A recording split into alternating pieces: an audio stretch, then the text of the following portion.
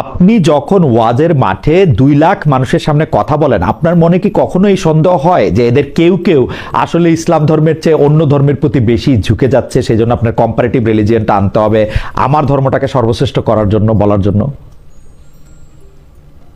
না, আমার ধর্মের অনেক বিধান আছে, যে বিধানের শ্রেষ্ঠত্বের ব্যাপারে এখানে অধিকাংশ অনেক মানুষেরই তাদের ধারণা নেই, যার কারণে তারা ধর্মের অনেক আসপেক্টকে তারা ঠিক সেইভাবে ধারণ করে না। তো সেই বিষয়গুলি মানুষের বিশ্বাসকে সুপরিশুদ্ধ করা, ইসলামের প্রতিটি ক্ষেত্রের বিধানকে নিজের জীবনে ধারণ করা, বিশ্বাসে ধারণ করা, কর্মে ধারণ করা, তারপরে সেটা প্র্যাকটিস এবং বাস্তবায়ন করার ক্ষেত্রে সেটার জন্য চেষ্টা করা, এই জাতীয় বিষয়গুলো আছে না। সেই জন্য কি আরেকটা ধর্মকে ছোট করাটা দরকার? মানে আমরা ছোট, আমি তো ওটাকে আগেই করে আসলাম, বলে আসলাম যে কোন ধর্মকে ছোট করার প্রশ্ন এখানে নাই। গালাগালি পর্যন্ত বিশ্লেষণ এগুলোতে গালাগালি করাটা এটা একজন ব্যক্তির অসৌজন্যতা। গালাগালি করাটা, কাউকে কটাক্ষ করাটা, এটা ইসলামের নির্দেশনার বাইরে কেউ করলো, সেটার দায় তার নিজের। এটা সামগ্রিকভাবে আলেম সমাজের দায় নেবে না। আপনি কাবুল থেকে ফেরার পর আপনার একজন ছাত্র আপনাকে কিছু প্রশ্ন করেছেন। আমি আপনার ছাত্রের কথা আপনাকে বলি। আপনাকে শিক্ষক সম্বোধন করে তিনি বলছেন, আফগানে, মানে আপনি কাবুল থেকে ফেরার পরে তিনি বলছেন, আফগানে ভিন্ন মতের কোনো জায়গা নেই, বাংলাদেশের শারিয়াতে ভিন্ন মত কি জায়গা পাবে? ধরে নেওয়া যাক দেওবন্দ ব্যাখ্যার শারিয়া কায়েম হলো, সেই ব্যাখ্যার বাইরে ধর্মের অন্য কোনো চিন্তা, চর্চা, বোঝাপড়া কি সেই শারিয়া শাসনে জায়গা পাবে? যদি পায়, কোন মর্মে পাবে?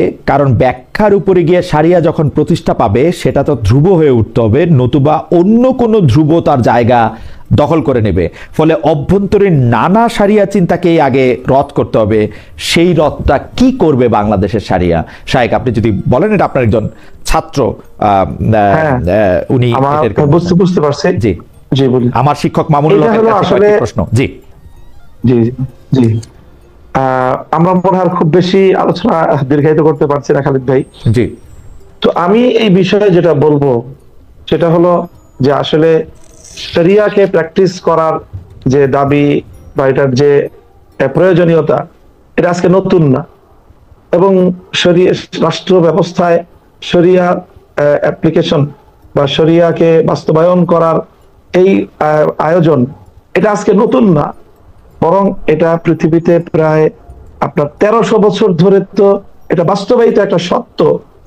তো তখন ইসলামী শরিয়া কিভাবে অ্যাপ্লিকেশন হয়েছে সেটার কি কোনো মডেল বা তার ইতিহাস আমরা জানি না। তো এটার প্রত্যেকটারই বাস্তবতা আছে। শরিয়ার, আমি তো বললাম যে শরিয়া বাস্তবায়নের সুনির্দিষ্ট কিছু জায়গা আছে যেখানে একটা কংক্রিট একটা মতামতকে অনুসরণ করা হয়, সেটা হলো জাস্ট শুধুমাত্র বিচারিক আদালতের ক্ষেত্রে। আর এছাড়া ইসলামকে অনুসরণ করার শরিয়া অথবা ফিকহের, যদি শরিয়া বলে যদি ফিকহ বোঝানো হয়ে থাকে, তাহলে ফিকহের যতগুলো গ্রহণযোগ্য মতবাদ আছে সবগুলো মতবাদকে ধারণ করেই একটা ইসলামী শাসন ব্যবস্থা, খেলাফত ব্যবস্থা পৃথিবীতে 1300 বছর পর্যন্ত চলেছে।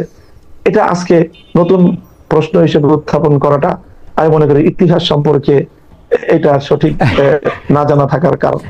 মামুন ভাই, আপনি আমাদের আর কতক্ষণ সময় দিতে পারবেন? আমরা যদি একটু জানা থাকে তাহলে আমরা একটু আর কতক্ষণ? না, আর আমার সময় তো আসলে 10টা পর্যন্ত ছিল। জি জি ছিল। আপনি কি আর 5-7 মিনিট থাকতে পারবেন আমাদের সঙ্গে?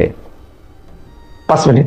জি, 5 মিনিট। আমি একটু বলি যে আমাদের একজন দর্শক, উনি বলছেন, সাইফুল ইসলাম ওনার নাম, নাস্তিক খালেদ কোন আলেম অন্য ধর্মের লোকদের গালি দিছে প্রমাণ দে, উদ্দেশ্যমূলক প্রশ্ন। আপনি বুঝতেই পারতেছেন যে কিভাবে আসলে গালাগালিগুলি হয়।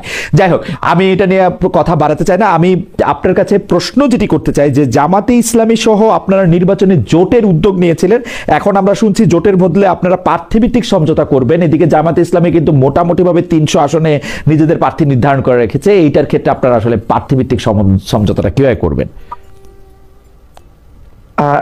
জামাতের সাথে জোট গঠন করার উদ্যোগ আমরা কখনোই নেই, বরং আমরা বাংলাদেশ খেলাফত মজলিসের পক্ষ থেকে ইতিমধ্যে 268টা আসনে আমরা আমাদের প্রার্থী তালিকা চূড়ান্ত করেছি। অবশিষ্ট 32টা আসনেও আমাদের একাধিক প্রার্থীর মধ্য থেকে আমরা বাছাই কার্যক্রম চূড়ান্ত করতে পারিনি বলে ঘোষণা করা হয়নি। 300 আসনে আমাদেরও নির্বাচন করার প্রস্তুতি সম্পূর্ণ আছে। তো সেই জায়গাটা থেকে এমন একটা আলোচনা চলছে যে হয়তো আসন ভিত্তিক কোনো একটা সমঝোতা হতে পারে, যে যে আসনে এক দলের প্রার্থী থাকবে সেই আসনে অন্যান্য দলগুলো প্রার্থী দিবে না, এরকম একটা সমঝোতা হওয়ার আলোচনা আছে, সম্ভাবনা আছে। সেক্ষেত্রে সেটা আসলে কতগুলো আসনে শেষ পর্যন্ত এই সমঝোতা গিয়ে দাঁড়াবে এটা তো সময়ই বলে দিবে। এখনো আমরা আগাম চূড়ান্ত কোনো কথা বলতে পারছি না। মাওলানা মামুনুল হক, বিএনপির সাথে আপনাদের দূরত্ব বা জামায়াতে ইসলামের কি একটা দূরত্ব সৃষ্টি হয়েছে 5 আগস্টের পরে? এই দূরত্বের আসলে কারণ কি? মানে একটা সময় আমরা দেখেছি যে বিএনপির সাথে আসলে জামায়াতে ইসলামের সম্পর্ক বা আপনাদের সম্পর্ক একটু অন্যরকম ছিল, এখন আবার দেখছি একটু অন্যরকম। এর কারণটা কি আসলে? বিএনপির সাথে ইসলামী বেশিরভাগ সংগঠনগুলোর একটা দূরত্বের বড় কারণ হলো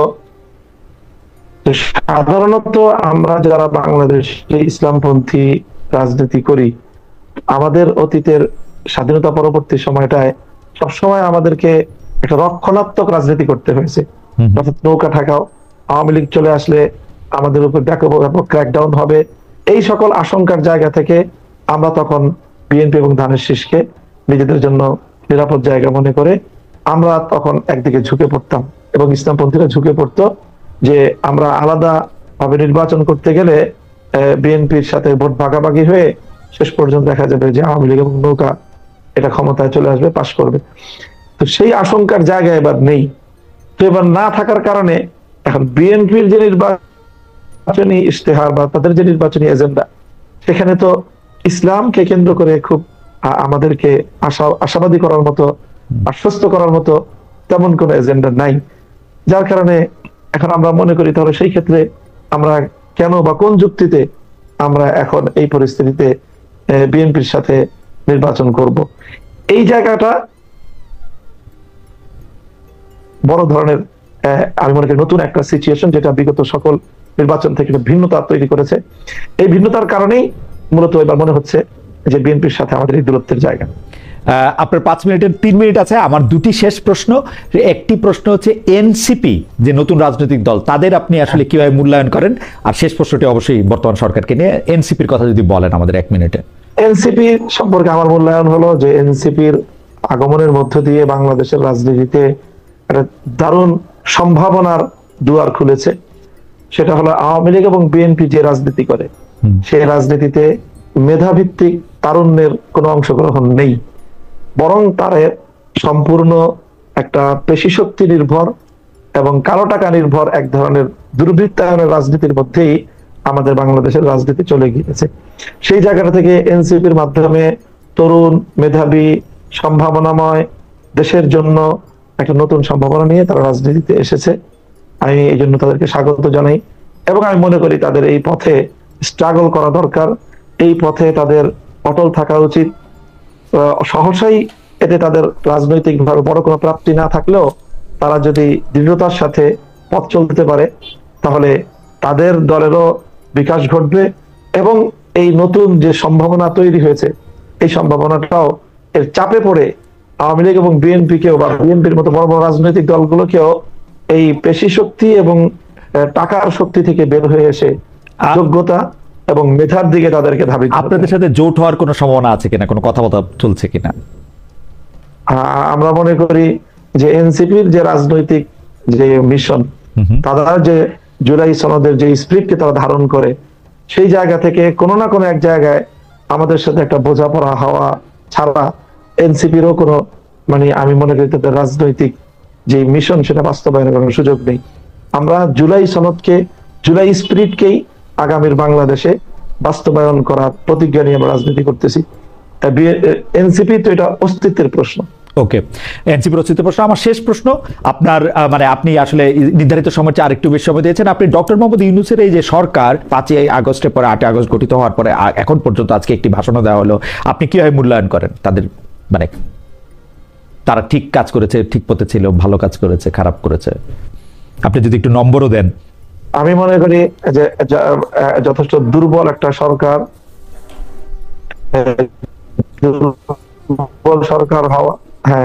দুর্বল সরকার হওয়ার কারণে নতজানু একটা সঠিক সেই সম্ভাবনাটাকে কাজে লাগাতে পারে নাই। কারণ এই সরকারের মধ্যে রাজনীতিবিদ এর সংকট রয়েছে, বিভিন্ন এনজিও নির্ভর সরকার যেটাকে বলা হয়েছে, এই সরকার জুলাই চেতনাকে যথাযথভাবে তারা বাস্তবায়ন করতে আরো অনেকেই আগেই সক্ষম হতো যদি তারা আরেকটু দৃঢ় হতো। এটাই তাদের ব্যাপারে আমার সর্বশেষ মূল্যায়ন। জনাব, যুদ্ধাপরাধের মামলায় জামাত নেতা এটিএম আজহারুল ইসলাম খালাস পাওয়ার পর আপনি একটি সংবাদ সম্মেলনে বলেছেন, জামায়াতে ইসলামী বা তার কোনো নেতাকর্মীর মাধ্যমে কেউ ক্ষতিগ্রস্ত হয়ে থাকলে তার কাছে নিঃশর্ত ক্ষমা চাই। এই ক্ষমা প্রার্থনায় কি ৭১ মুক্তিযুদ্ধের সময়টাও আছে কিনা সেটা সেদিন আপনি স্পষ্ট করেননি, আজকে এটা স্পষ্ট করবেন? মানে আপনি অনেকেই প্রশ্ন করছেন যে জামায়াতের মাননীয় আমির ক্ষমা কিসের জন্য চাইলেন, মানে ৪৭-এর পর থেকে শুরু করে আজকে পর্যন্ত, শুধু ৭১ না, ৪৭-এর পর থেকে শুরু করে আজকে পর্যন্ত আমাদের দ্বারা যত মানুষ যত জায়গায় কষ্ট পেয়েছে, কেউ যদি ক্ষতিগ্রস্ত হয়ে থাকে, সেই মানুষগুলো তাদের সকলের কাছে আমি বিনা শর্তে ক্ষমা চেয়েছি। কেন ক্ষমা চেয়েছি? আমরা মানুষ, ইন্ডিভিজুয়াল মানুষ যেমন ভুল করতে পারে, মানুষের সমষ্টি একটা দলেরও বিভিন্ন ভুল সিদ্ধান্ত থাকতে পারে। কোনটা ভুল কোনটা সঠিক ইতিহাস এটা নির্ধারণ করবে। আজকে যেটাকে ভুল বলা হচ্ছে, কালকে এটাই হয়তো সবচেয়ে বড় সঠিক হিসাবে প্রমাণিত হবে। আর ইতিহাসের পালাবদলে রাজনীতিতে সবাই জিতে না, কেউ জিতে কেউ হারে। আমরা আদর্শবাদী একটা দল, আমরা বিশ্বাস করি আমরা মানুষ, ভুলের ঊর্ধ্বে নই। আমাদের দ্বারা, আমাদের সহকর্মীদের দ্বারা মানুষ বিভিন্ন ক্ষেত্রে কষ্ট পেতে পারে, ক্ষতিগ্রস্ত হতে পারে। আমি সব কিছুর জন্য কোনো শর্ত আরোপ না করেই মাপ চেয়েছি। ওকে, মানে ৪৭ এবং মাপ চাওয়ার মধ্যে কোনো পরাজয় নাই, অবশ্যই নাই।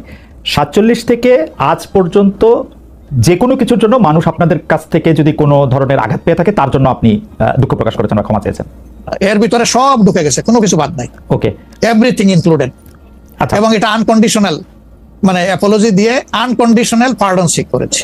এইটা কি ডক্টর শফিকুর রহমান, আমি আসলে যেহেতু আপনার সঙ্গে আমার মানে নানা সময় কথা বলার সৌভাগ্য হয়েছে, মানে পর্দার বাইরে পর্দার ভিতরে, সেটা আমি জানি বলেই আমি আমার প্রশ্নটা করছি যে আপনি যে ৭১টাকে এই ৪৭ থেকে আজ পর্যন্ত একসাথে বললেন, এর কি কোনো বিশেষ কারণ আছে নাকি? মানে না না না না না না, কোনো বিশেষ কারণ নাই। আমার মানবিক মূল্যবোধের জায়গা এবং আমার দায়িত্বের জায়গা থেকে আমি বলেছি, অনুভূতির জায়গা থেকে। দায়িত্ব এবং অনুভূতির জায়গা, বিশেষ কোনো কারণ। আচ্ছা, আমি আবার ২-৩ দিনের ঘটনা একটু আসি। আমরা দুইটা ঘটনা আমরা দেখেছি যে আমাদের অনেককে ব্যথিত করেছে। একটা হচ্ছে লালমনিরহাটে একজন যিনি নরসুন্দর, তিনি এবং তার ছেলেকে খুব আয়োজন করে মারধর করা হচ্ছে এবং তাদেরকে টেনে নিয়ে পুলিশের কাছে নিয়ে যাওয়া হয়েছে। এবং আরেকজন যিনি ২০১৮ সালের ডিসেম্বরের রাতের ভোট বলে খ্যাত নির্বাচনের যে প্রধান নির্বাচন কমিশনার, তাকে আসলে খুবই অপমানজনকভাবে মানে থানায় নিয়ে যাওয়া হয়েছে এবং সেটা আবার ভিডিও করা হয়েছে। মানে আমি সাধারণভাবে যেটা বুঝি, আপনি আমাকে শাস্তি দিতে পারেন, আপনি আমাকে মৃত্যু দিতে পারেন, কিন্তু মানুষ হিসাবে আরেকটা মানুষকে অসম্মান করার অধিকার যে আমাদের নাই, এইটা কি মানে মানে নাকি এইটা আমাদের আছে কারণ তারা একটা খারাপ কাজ করেছিল, এরকম কি? মানে আমি জানি না, মানে অনেকে তার আরেকজন, জি আপনি বলেন, আরেকজন খারাপ কাজ করেছেন বলে আমিও করব, এটা কোনো যুক্তি? আমি আরেকজনের খারাপে কষ্ট পেলাম, ক্ষতিগ্রস্ত হলাম, এখন আমি সেম অথবা ওয়ার্স দেন দিস আরো খারাপ কিছু করলাম তার সাথে, সেটা কি কোনো মানবিক আচরণ বলে গণ্য হবে? নিশ্চয়ই না। তবে দেখেন, আমরা এটাকে কখনো সমর্থন করি না, কিন্তু পরিবেশ, প্রেক্ষাপট, স্থান, কাল, পাত্র, মানুষ কোনো জিনিসকে যখন লাইক করে না, তখন প্রকাশ্যে হয় তার প্রতিবাদ করে, না হয় মনে মনে ঘৃণা করে, অথবা সে শক্তি থাকলে প্রতিরোধ করে। এই তিনটা স্টেজ থাকে, এটা হাদিসের ভাষা অনুযায়ী। এই অবস্থায় আমরাও তো ভিজিবল সেরকম প্রটেস্ট অনেক ক্ষেত্রেই করতে পারি না, কিন্তু আমরা এগুলাকে মনের দিক থেকে সাপোর্ট তো করি না, আমরা বরঞ্চ মনে করি যে এগুলো আরেকটা অপরাধ। ডেফিনেটলি সিইসি যিনি ছিলেন, তিনি তো একজন মানুষ, তিনি এই রাষ্ট্রের একজন সিভিল সার্ভেন্টও ছিলেন এবং উচ্চ পর্যায়ে তিনি দায়িত্ব পালন করে তিনি রিটায়ার করেছেন। তিনি নিশ্চয়ই কাজ ভালো করেন নাই, অনেকগুলো খারাপ কাজ করেছেন। সেই সময়টা জনপ্রত্যাশার এগেনস্টে গিয়ে করেছেন, সত্য তথ্যের উপর না থেকে অসত্য তথ্য তিনি তার সংস্থা থেকে বলেছেন, সেগুলো সব খারাপ। তো তার জন্য তো আদালত আছে, কিন্তু আদালতে যাবেন, আমি তাকে আদালতে নিয়ে যাই, আইনের আওতায় নিয়ে যাই, কিন্তু আইন আমার হাতে আমি তুলে নেবো কেন? এটা তো কোনো অবস্থায় আমরা সমর্থন করবো না। এই জন্য আপনার স্মরণ থাকার কথা, 5 তারিখ রাত্রেই আমরা ঘোষণা করেছি যে ব্যক্তিগতভাবে আমরা কারো উপর থেকে কোনো প্রতিশোধ নেব না, এবং আমরা নেইনি। আমাদের 2-1টা ব্যতিক্রম ঘটনা ঘটেছে, আমরা তাদেরকে শাস্তি দিয়েছি, আমরা ছাড় দেই নাই কাউ। আমাদের এই ঘটনাগুলো র্যান্ডম না, ব্যাপক না, 2-1টা বিচ্ছিন্ন ঘটনা, আমরা কাউকে ছাড় দেই। আমরা যেহেতু আপনার সময় কম, আমরা দ্রুত একটা বিষয় থেকে আরেকটা বিষয় যেতে হচ্ছে। সম্প্রতি আপনি একটি ভাষণে বলেছেন, আমি এখানে ছোট্ট একটু অ্যাড করতে চাই। এই যে মব, যেটাকে এখন মব বলা হচ্ছে, এর চাইতে কিন্তু আরো নিকৃষ্ট মব কিন্তু গত 15.5 বছর মানুষ প্রত্যক্ষ করেছে। ইভেন আপনাদের সাংবাদিকদের সাথে হয়েছে, আরো অনেকের সাথে, পলিটিশিয়ানদের সাথে। তো এগুলো কোনো ডাল ভাত, কোনো ব্যাপারই ছিল না। না, সিভিল সোসাইটির না, মানুষের সাথে, হয়েছে- শিক্ষকদের সাথে, আপনার কিন্তু মনে আছে ওইগুলা দিয়ে আমরা এটাকে জাস্টিফাই করতে চাই না, না। হয়েছে বলেই আমরা সবাই মিলেই কিন্তু এগুলি প্রতিরোধ করেছি, প্রতিবাদ করেছি। Right, আসলে যে যার right. জায়গা থেকে প্রচন্ড ভাবে জি, জি। প্রতিবাদ করেছে। আমার মনে আছে ডয়েচে ভেলেতে থাকতে আমি একবার শেখ হাসিনার নাম করে এতবার বলতেছিলাম যে কেন তিনি এটি করবেন, কেন তার এটি সমালোচনা করা যাবে না, এবং কেন তার এটা, মানে আমার মনে আছে যে মানে হ্যাঁ, হ্যাঁ। আমার সাংবাদিকতায় আমি কোনো সময় অ্যাক্টিভিজম করতে চাই না বা অ্যাক্টিভিজমের জায়গা থেকে, কিন্তু এইগুলির প্রতিবাদ আমরা সবাই মিলেই আসলে করেছিলাম, যে যার অবস্থান থেকে। রাজনীতিবিদরা তো Right, বটেই। right. এখন আমাদেরকে করতে কিন্তু হবে। এখনো যদি আমরা সেই জায়গার মধ্যেই থাকি এবং কেউ কেউ আমরা এটা বলি যে তারা করেছে সেজন্য এটা ঠিক আছে, সেইটার ব্যাপারে আপনার কাছে No, একটু no, বিচার দিতে no, চাইছি। no, no. No, প্রশ্নই ওঠে না, এটাকে সাপোর্ট করা যাবে না। Okay. আরেকজন অন্যায় করেছে তাই আমি আরেকটা অন্যায় করবো, এটা চলবে না। আর তাইলে আমরা ভালোর দিকে আগাবো কিভাবে? Absolutely. আমরা তো আগাতে পারবো না। আপনি সম্প্রতি এক ভাষণে বলেছেন, আরেকটা প্রসঙ্গে যায়, যে সেই গণতন্ত্র হালাল যার মাধ্যমে আল্লাহর বিধান কায়েম করা যাবে, বুলেট নয় ব্যালটের মাধ্যমে যেতে হবে। এটা আপনি বলেছেন হাদিসের রেফারেন্স দিয়ে। আপনার এই বক্তব্যের প্রতিবাদ করেছেন মুফতি ডক্টর সাইদ মোহাম্মদ এনায়েতুল্লাহ আব্বাসী ওয়াসিদ্দিকী। রোববার ফেসবুক এক পোস্টে দাবি করেছেন যে তিনি হাদিসের সুস্পষ্ট অপব্যাখ্যা করেছেন। আপনি এক লাইনে আবার একটু ব্যাখ্যা দিবেন কিনা? না, আমি হাদিসের ইয়ে দেই নাই। জি। আমি বলেছি জি। যে ডেমোক্রেটিক যে প্রসেসটা, এটা রাসূল করিম সাল্লাল্লাহু আলাইহি সাল্লামের পরে যারা রাষ্ট্র পরিচালনা করেছেন খোলাফায়ে রাশিদিন, তাদের সময় ছিল, এবং এটা বাস্তবতা আমরা সবাই জানি। হযরত ওমর খুতবা দিতে দাঁড়াইছেন, সাধারণ মুসল্লি বলছে আমি আপনার খুতবা শুনবো না। কেন শুনবেন না? ওই যে আমরা কুশাগার থেকে কাপড় পাইলাম, আমার কাপড়ে লম্বা জামা হইলো না, আপনারটাই লম্বা জামা হইলো কেমনে? এই তো সেম কাপড় দেখতেছি। তখন তিনি তার ছেলে আব্দুল্লাহ ইবনে ওমরকে বলেছিলেন, বাবা তুমি এবার জবাব দাও। তিনি দাঁড়াইয়া বললেন যে দেখেন, বাবা তো রাষ্ট্রের দায়িত্বশীল, তার সাথে বিভিন্ন বিদেশি প্রতিনিধি দল আসে, এই রাষ্ট্রের সম্মানে আমি বাবাকে বলেছিলাম যে বাবা আমাদের পোশাক 2 টুকরা করে কাটার দরকার নাই, আপনি অনুমতি দিলে আমি কুশাগারকে রিকোয়েস্ট করতে চাই যে আমাদের 2 পিস না কেটে দিয়ে দেওয়ার জন্য, সেটা দিয়ে আপনি জামা বানাবো। তো আমার বাবা এবং আমার 2 পিস মিলে উনার 1 পিস হয়েছে, এবং তাই উনার জামা লম্বা। তো লোকটা বসে আল্লাহ শুকরিয়া আদায় করে বললেন যে খলিফাতুল মুসলিমিন, এবার আপনি আপনার খুতবা দেন, আমি শুনবো, মন ভরে শুনবো। তো এই দেখেন, এটাই তো বিউটি অফ ডেমোক্রেসি। ওই যে আপনি ফ্রিডম অফ এক্সপ্রেশন বললেন, এর চাইতে ভালো ফ্রিডম অফ এক্সপ্রেশন কোথায় পাবেন আপনি? তা আমি বলেছি যে না, গণতন্ত্র হচ্ছে এটা কোনো ইজম না, এটা আপনি নিজেও জানেন। গণতন্ত্র কোনো মতবাদ না, it's a way to establish your ism. আপনি যেটা চয়েস করেন, এটা ক্যাপিটালিজম হইতে পারে, সোশ্যালিজম হইতে পারে, কমিউনিজম হইতে পারে, এরকম যেটাই হোক সেটা আপনি করবেন, কিন্তু এটা একটা ওয়ে, এই বাহনের উপরে আপনি চড়ে যাবেন। সেটা যদি আল্লাহর দিন কায়েমের উদ্দেশ্যে হয়, তাহলে অবশ্যই এটা মুসলমানদের জন্য হারাম হওয়ার কথা না। এখন আমার কথার সাথে তো ডিফার করতেই পারেন, উনি একজন লার্নেড মানুষ, আমি তাকে রেসপেক্ট করি, এবং কারো ডিফারেন্সটাকেও আমি রেসপেক্ট করি, কারণ এটা না হলে তো আপনার ফ্রিডম অফ এক্সপ্রেশন থাকবে না, আচ্ছা। এবং মাল্টিকালচারাল সোসাইটিও বিল্ড আপ করা সম্ভব হবে না। আচ্ছা, অ্যাবসলিউটলি ফাইন। আচ্ছা, আপনি শুক্রবার একটা দলীয় কর্মসূচিতে বলছেন যে দিন কায়েমের চেষ্টা বা প্রচেষ্টা ঐচ্ছিক নয়, মুমিনের উপর ফরজ। আবার আপনাদের দীর্ঘদিনের একটা স্লোগান হচ্ছে এরকম, আল্লাহর আইন চাই। এখন একটি নতুন প্রচারণা, মানে অনেক দলকেই ক্ষমতায় দেখা যাবে না। জামাত ইসলামের একটা নতুন প্রচারণা এরকম যে অনেক দলকে ক্ষমতায় দেখা হয়েছে, জামাতকে একটিবার সুযোগ দেওয়া হোক, আপনারা যদি নির্বাচনে জিতে ক্ষমতায় যেতে পারেন, তাহলে কি বর্তমান ব্যবস্থা পাল্টে কোরআন সুন্নাহ ভিত্তিক শাসন বা শরিয়া ব্যবস্থা চালু করবেন? আসলে দেখেন, কোরআন সুন্নাহ ভিত্তিক মানে অনুশাসন যেটা, এটার ব্যাপারে সমাজের পারসেপশনের ভিন্নতা আছে। আমাদের বাংলাদেশের যে সংবিধান আছে, এই সংবিধানের অনেকগুলা আর্টিকেল, অনেকগুলা ধারা উপধারা কোরআনের সেন্সের সাথে পুরোপুরি মিলে যায়, এটার সাথে কোনো ডিফারেন্স নাই। আবার কিছু কিছু ধারা আছে সেখানে কন্ট্রাডিকশন আছে। ওরকম পরিবেশ পরিস্থিতি যখন আসবে, জনগণের প্রত্যাশার আলোকে এটা মানে সবার সাথে ইন্টারেক্টিভ হয়ে সবাইকে সাথে নিয়েই ইনশাআল্লাহ ভালো জিনিসগুলোকে আমরা ইনপুট দেবো আল্লাহ থেকে। তবে এটাও মনে রাখার বিষয় যে কোরআনী শাসন হঠাৎ করে আল্লাহ তাআলা এস্টাবলিশের হুকুম দেন নাই, ইট ওয়াজ এ গ্র্যাজুয়াল প্রসেস। ফর এক্সাম্পল, প্রিয় দর্শক, আসসালামু আলাইকুম। আজকে আপনারা যে ভিডিওটি দেখলেন, এই ভিডিওটি দেখে আপনার কি মনে হলো, সেই মূল্যবান মতামতটি অবশ্যই কমেন্ট বক্সে জানাবেন। প্রিয় দর্শক, মামুনুল হকের কথাগুলি কতটা যৌক্তিক ছিল, খালেদ মহিউদ্দিনের প্রশ্নগুলি কতটা যৌক্তিক ছিল, সেটি অবশ্যই কমেন্ট বক্সে জানাবেন। এবং ডক্টর শফিকুর রহমান উনি কতটা যৌক্তিক কথা বলছেন, সেটি অবশ্যই কমেন্ট বক্সে জানাবেন। প্রিয় দর্শক, নির্বাচন খুব কাছাকাছি, আমাদের উচিত একজন ভালো নেতাকে সিলেক্ট করে তার পিছনে সাপোর্ট দেওয়া, ভালো মানুষকে রাজনীতিতে আসার জন্য উৎসাহিত করা, এবং খারাপ মানুষদেরকে অ্যাভয়েড করা, খারাপ মানুষদের সাপোর্ট করা বাদ দিয়ে দিতে হবে। যদি এটি না করেন তাহলে বাংলাদেশ কিন্তু কখনোই উন্নত হবে না। অন্তত প্রিয় দর্শক, আজকের মতো এখানে শেষ করলাম। আবার দেখা হবে নতুন কোনো ভিডিওতে। সেই মতো ভালো থাকবেন, সুস্থ থাকবেন। যারা যারা আমাদের এই চ্যানেলটিকে এখনও সাবস্ক্রাইব করেননি, একটু সাবস্ক্রাইব করে দেবেন, যাতে করে পরবর্তী ভিডিও আপলোড করার সাথে সাথে আপনার কাছে একটি নোটিফিকেশন চলে যায়, আপনি সবার আগে আমাদের এই ভিডিও দেখতে পারবেন। ভালো থাকবেন, সুস্থ থাকবেন, আল্লাহ হাফেজ।